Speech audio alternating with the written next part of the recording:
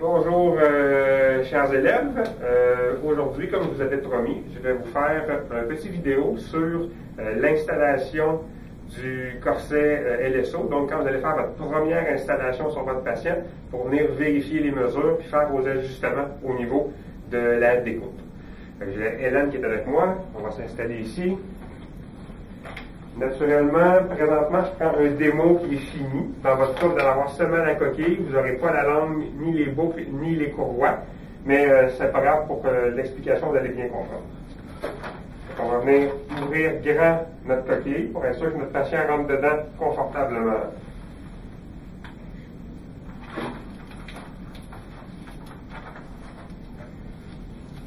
Là, vous n'aurez pas de courroie. Ce que vous allez prendre du duct tape gris. Puis vous allez venir attacher à une place au centre ou à deux, trois places, un grand morceau de duct tape gris pour être capable de refermer le corset et qu'il soit bien en place. Fait que là, ce que je vais faire, c'est que je vais le fermer. Je m'assure que je suis appuyé au niveau sur le dessus des crêtes. Puis je vais attacher mes courroies.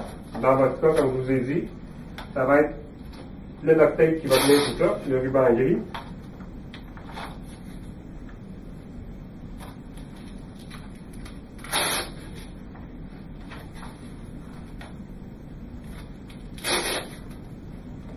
Ça respecte toujours? Oui. Parfait.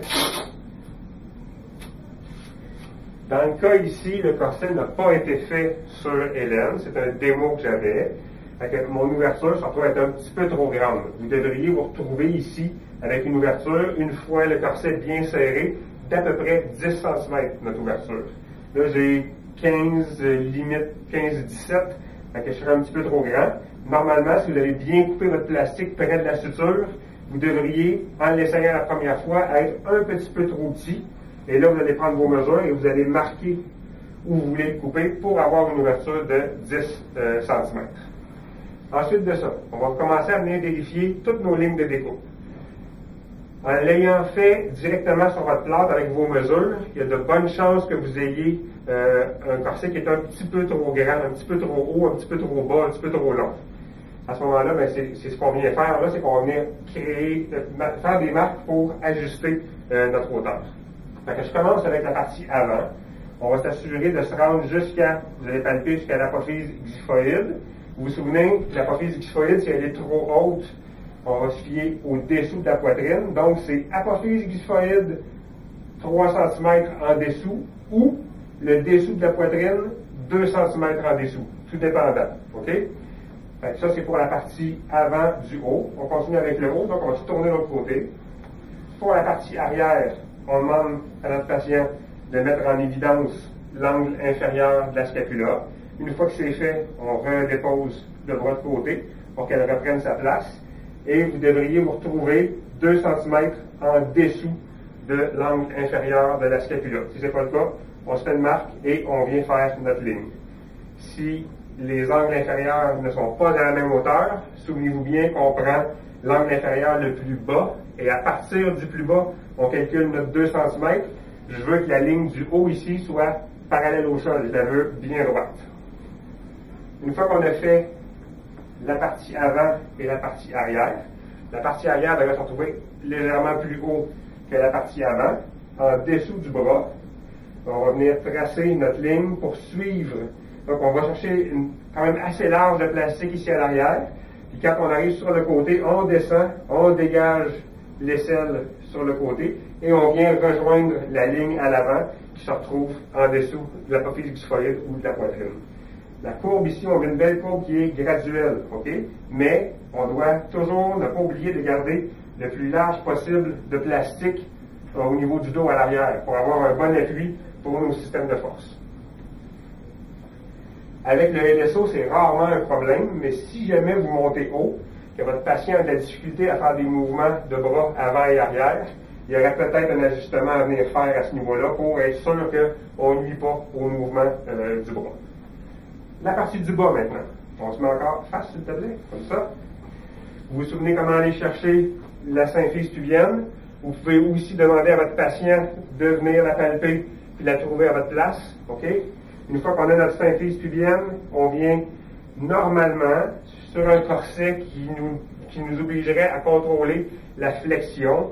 On aurait besoin d'un appui au niveau de la symphyse pubienne. Dans notre cas ici, comme je vous ai demandé, ici on se rend jusqu'à la symphyse pubienne. Vous pouvez embarquer un peu par-dessus, ça ne me dérange pas, mais je ne veux pas que vous dégagiez la symphyse pubienne de, mettons, 1, 2, 3 cm. Ça fait un corset qui est beaucoup trop haut. Donc on se marque à ce niveau-là. Ensuite, l'arrière complètement, on tourne. À l'arrière, vous avez l'apex des fesses à aller chercher, donc c'est vraiment la partie la plus ronde des fesses. On va venir créer notre ligne de découpe en bas directement sur l'apex des fesses. Et comme vous voyez ici, en plein centre, on vient créer un petit creux. Ce creux-là va faire 2,5 cm, si je pars d'ici, à peu près 2,5 cm de profond par 6 cm de large. C'est assez simple. Le gros rouleau sablé sur les Trotman fait exactement ce diamètre-là. Quand vous avez trouvé votre centre, vous avez juste à rentrer sur le rouleau, puis vous allez être capable d'aller chercher la courbe que j'ai besoin. Cette mini courbe-là sert simplement à ce que votre patient sache dans quel sens va le corset. Ça lui permet de savoir où est le haut, où est le bas. Quand on l'installe, on lui explique que la courbe ici va au niveau du coccyx. À l'arrière, l'apex des fesses, à l'avant, la symphyse pubienne, de côté. Vous allez rejoindre ces deux lignes-là ensemble en dégageant l'espace pour la cuisse. Pour être sûr qu'on le dégage bien, normalement, vous devriez vous retrouver la ligne qu'il y a ici entre le trochanter et l'appui au-dessus des crêtes. Si vous regardez, ici, c'est même pas un corset qui est fait pour Hélène, mais on se retrouve quand même pas mal entre les deux. Okay? Très important, le plastique ici sur le côté, il ne faut pas trop descendre vers l'arrière. Parce qu'on veut garder la partie qui est ici de plastique, on veut garder cette partie-là appuyée de chaque côté. Fait que si notre patiente fait des mouvements de flexion latérale, ça va permettre, avec l'appui qu'on a au niveau du moyen fessier, de mieux contrôler les mouvements de flexion latérale. Donc, maintenant, on a vérifié nos mesures, nos lignes, tout a l'air d'être bien. On peut aller faire une première découpe, le réinstaller sur notre patient ensuite. Là, maintenant, on va venir vérifier si, en position assise, le corset est confortable. Première chose, on va mettre dos. Mets-moi ici comme ça. Notre patient va s'asseoir. Une fois assis, le bas du corset ne doit pas buter contre la chaise. On veut un espace de 1 pouce, 2,5 1 pouce, 2,5 cm à 3 cm d'espace entre le plastique et l'assise de la chaise. Si le plastique touche à la chaise, le corset va relever vers le haut, ça va venir buter en dessous des seins, en dessous des angles inférieurs de la scapula, puis ça va être inconfortable. Okay? Ça, c'est pour l'arrière. On s'assure qu'on dégage bien l'assise. On va se relever debout. Comme ça, là. On s'assoit de face. De face, la courbe que vous avez créée doit dégager la forme de la cuisse. Si vous regardez les deux cuisses ici, là, viennent créer comme un V au niveau du pubis, bien, votre corset doit suivre cette courbe-là. La meilleure façon de vérifier, moi j'ai toujours appuyé ma main sur le dessus de la cuisse, je pèse un petit peu sur la cuisse, puis je viens glisser, puis je viens rentrer mes doigts en dessous du plastique. Normalement, ça serait exactement ça qu'il faut. Ici, on a un corset qui est un peu trop court pour Hélène, mais normalement, il irait un petit peu plus bas, puis moi, en appuyant, puis en poussant vers l'arrière, je devrais me retrouver là, avec un plastique qui arriverait là, juste au-dessus de mes doigts. Ça, c'est l'idéal.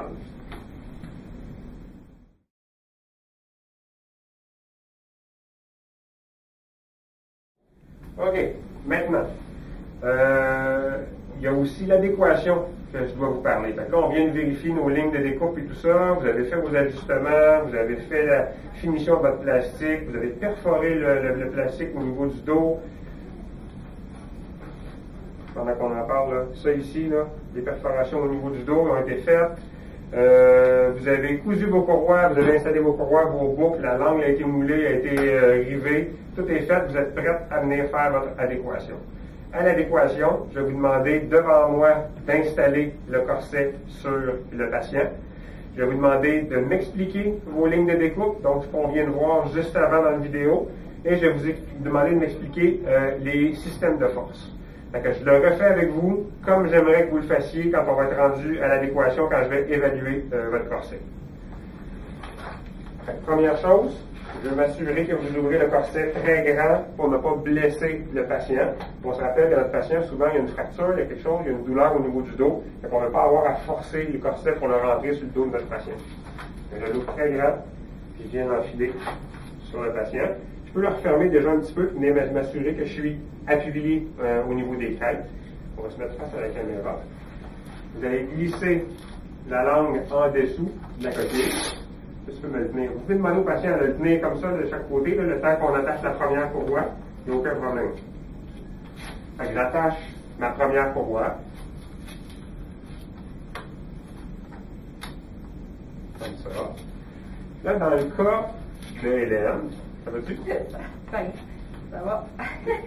Dans le cas de Hélène, le corset, une fois attaché au centre, il est bien droit. Okay? Si, dans un cas où vous attachez votre corset, et que le corset se retrouvait, je vais vous donner l'exemple, mettons, je suis capable de le faire, se retrouvait comme ça ici. Okay? Donc, le corset se retrouve avec un V, une ouverture vers le haut. Ou une ouverture vers le bas. Mais présentement, j'ai une ouverture vers le haut. Première courroie, toujours celle du centre, pour venir aller chercher notre suspension. Deuxième courroie, celle du haut ou celle du bas. C'est la partie où le corset va ouvrir le plus grand. Si votre corset est complètement droit, aucune importance, celle du haut ou celle du bas, ça ne change rien. Mais dans un cas où il serait très ouvert vers le haut, la deuxième courroie que j'attacherais, ce serait celle-là, pour être capable de ramener mes deux murs ici chaque côté le plus parallèle possible. Troisième courroie. Comme ça. Là, je viens de faire un premier ajustement. Ensuite, on va venir réattacher la courroie du centre, parce qu'en attachant ces deux-là, il y a des bonnes chances que celle-là ait pris comme un petit peu de lousse. Donc, je vais rattacher celle-là. Je vais rattacher celle du centre plus serrée. Je retourne en haut. Je tourne en bas. Là, mon corset est bien ajusté, bien attaché. Donc, vous allez être prêt à m'expliquer vos lignes de découpe. Je vais probablement faire une vérification quand vous allez avoir fini d'installer. Je vais venir vérifier, puis je vais vérifier si j'ai un bon appui au niveau des crêtes et si votre corset est stable. OK? Ensuite de ça, vous m'expliquez les lignes de découpe. Je ne les referai pas, on vient juste d'en parler, mais vous allez m'expliquer toutes vos lignes de découpe. Si vous avez des erreurs que vous connaissez sur votre corset, c'est le temps de me les dire à ce moment-là. C'est là que, parce que moi, après ça, quand je vais le vérifier, si vous ne m'avez pas parlé de vos erreurs, par exemple, vous êtes 5 cm en dessous de la poitrine, je vous ai demandé d'être 2 cm sur la poitrine, vous ne me le dites pas, vous perdez plus de points. Vous me le dites que vous avez fait cette erreur-là, vous perdez moins de points. D'accord? Par la suite, on va l'essayage en position assise. Je vais venir vérifier s'il y a un dégagement au niveau de l'assise à l'arrière, au niveau des fesses. Je vais venir vérifier à l'avant si vous dégagez bien les cuisses. Et puis après ça, en position, vous allez me l'expliquer tout ça. Après ça, on relève notre patient.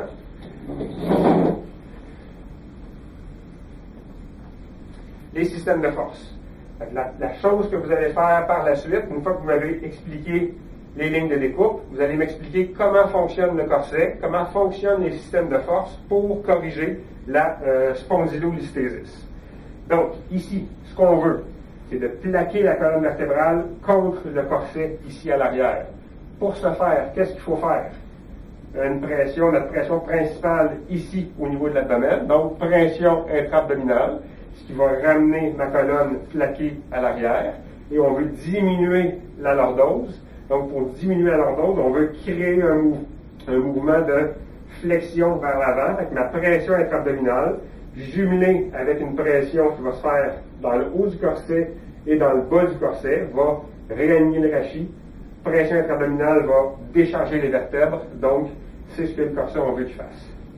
Ensuite, notre corset va aussi permettre de contrôler les mouvements de flexion latérale. On se rappelle que c'est un LSO, ça ne contrôle pas beaucoup la flexion latérale, mais quand même. Une force au-dessus des crêtes, une force en haut et en bas au niveau de la coquille de l'autre côté, et vice-versa. Une force au-dessus de la crête ici, une force en haut et en bas de l'autre côté pour limiter les mouvements de flexion latérale. Il y a un couple de force qui se fait ici pour la suspension.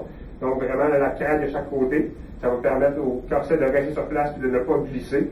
Et vous avez une force périphérique qui se fait tout le tour du corset, qui comprime les champs vers l'intérieur, qui va venir décharger la colonne vertébrale. Une fois que vous avez expliqué ça, on enlève le corset. Encore là, de façon sécuritaire, on l'ouvre grand pour ne pas accrocher notre patient. Par la suite, moi je prends votre corset et je vais venir vérifier au niveau de la fabrication. Première chose que je vais faire le tour avec mes doigts. Je vais m'assurer que tout le pourtour de votre coquille de plastique est bien rond, puis que votre aliplace à l'intérieur, vous n'avez pas sablé trop à angle, vous allez garder une épaisseur d'aliplace pour s'assurer que le plastique ne rentre pas en contact avec la peau du patient. Donc, première chose, je fais le tour avec ça. Je vais venir vérifier sur le dessus du plastique. Avez-vous des graphines? Avez-vous accroché avec le papier sablé, avec le feutre sur le dessus? S'il y en a, je vais vous les encercler. Ça devient des petites erreurs au niveau de votre corset. Même chose au niveau de l'intérieur. Est-ce qu'il y a des marques de sableur? Est-ce que vous avez accroché avec l'exacto? Est-ce qu'il y a des lignes? Tout ça. Je vais venir vérifier la même chose à l'intérieur. Je vais vérifier la finition de vos trous d'aération à l'arrière, extérieur et intérieur. Donc, je ne veux pas de rebut de plastique qui dépasse de partout. Puis, je veux que vos trous d'aliplace soient bien finis, bien ronds. Ça, je vais vous l'expliquer comment faire en classe en laboratoire. La langue, elle doit être bien découpée. Elle doit suivre. Elle doit être une continuité du plastique, donc doit suivre la forme du plastique. Je veux que les rebords soient coupés comme il faut. On arrondit les coins. Ça devrait être biseauté ici en avant. Je vais vérifier la solidité de vos rivets. Donc, je vais venir tirer sur les boucles, les courroies pour m'assurer que les rivets sont solides. Je vais vérifier la qualité de vos coutures. Donc, est-ce que les coutures ont été bien barrées?